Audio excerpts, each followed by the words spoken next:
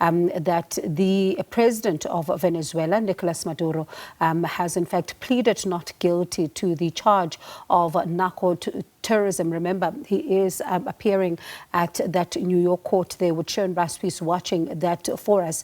And really, it has been one of those stories that we have been watching for you. So as these developments are taking place in that court there in New York, there is, of course, the developments in the UN Security Council where the debate continues around the situation, the developments in Venezuela at the weekend. Let's take you back now and listen in. Born out of different histories and contexts, ascribing to the common values and principles enshrined in the Charter of the United Nations. Chief amongst these principles is the sovereign equality of all its members. By signing the Charter, we have all committed to settle our international disputes by peaceful means in such a manner that international peace, security, and justice are not endangered. We have also committed to refrain in our foreign relations from the threat or use of force against the territorial integrity or political independence of any state, or in any other manner inconsistent with the purposes and principles of the United Nations. The International Court of Justice has also previously affirmed that international law prohibits the use of force and intervention in another state's affairs. Due to the shortcomings of its predecessor, the League of Nations, the UN was created to prevent countries from resorting to conflict, to settle disputes and prohibit the use of force unless it is done in a legally prescribed manner. In doing so, the UN has played a pivotal role in ensuring peaceful existence amongst nations, including in ending the colonial subjugation by powerful countries over others, underpinned by respect for the equal rights of nations, large and small, and respect for the principle of equal rights and self-determination of peoples. Joining the organization and committing to its principles afforded protection to many of us, with the supposed assurance that no longer would one nation be seen as inferior to another. Unfortunately, when countries ignore the Charter and act contrary to its central premise, it undermines the credibility of the entire system in which we all undertake our international relations. The stability of the international system depends not only on the respect but on the consistent application of these established legal norms. We all benefit from a rules-based international order based on international law. When we break those norms, we invite anarchy and an environment where might makes right, ignoring the complexity of interrelations and interdependence in our modern world. Mr. President, the unilateral military strikes carried out by the United States of America against Venezuela and the abduction of President Nicolas Maduro and his spouse from Venezuelan territory for transfer to the United States wantonly violates the sovereignty and territorial integrity and independence of Venezuela. These actions are also in stark contrast to our established legal norms, reinforcing the belief that might is right and undermining diplomacy.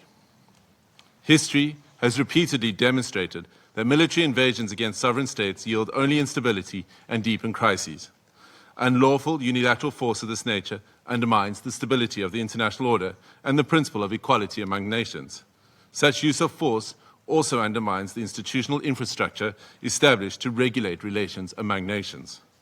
We have seen examples of these in Libya, Iraq, and countless cases in Africa where foreign interventions and interference create security crises and undermine national governance institutions cultivated through nuanced and complex national contexts. South Africa stresses that allegations of internal governance challenges, human rights concerns, or acts of criminality by a head of state cannot justify a breach of the Charter's prohibition on the use of force, particularly Article 2.4 of the Charter. The peaceful resolution of disputes and internal matters must proceed in accordance with international law and through multilateral mechanisms. Additionally, under international law, a state has exclusive jurisdiction over persons and conduct within its own territory. Any enforcement of domestic law, including arrest by one state within the territory of another state without the state's consent, is an unlawful violation of sovereignty.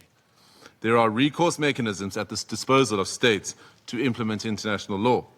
This includes taking action by bringing a case before the International Court of Justice or seeking action from the Security Council.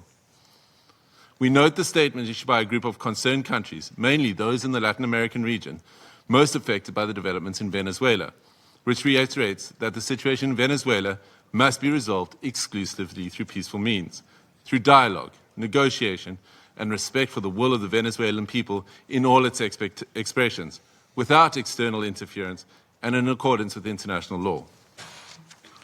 Mr. President, each one of our countries, including our peoples, that are members of this organization and that are bound to its charters, have the right to determine our own democratic and political path.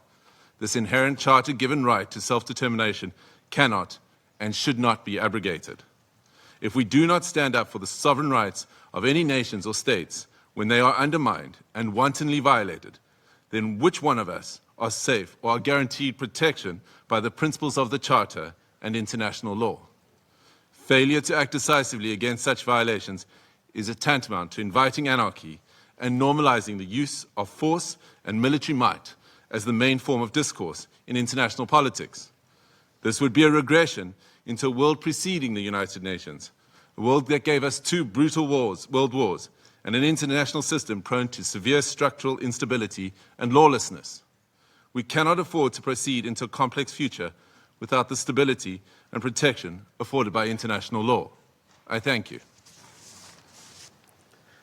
I thank the representative of South Africa for his statement. South Africa, they're adding its voice to the developments in the UN Security Council, speaking about just how failure to act even against this military intervention could be tantamount to anarchy, and even speaking about the fact that military interventions in the past have actually caused issues of a security crisis, citing Libya, Iraq, as well as other parts of the continent. We'll continue to monitor the developments in the Security Council for you, and also the developments in court, as we now know that the president of Venezuela, Nicolas Maduro, has pleaded not guilty to the charges of narco terrorism. But we'll continue then with that in just a moment. But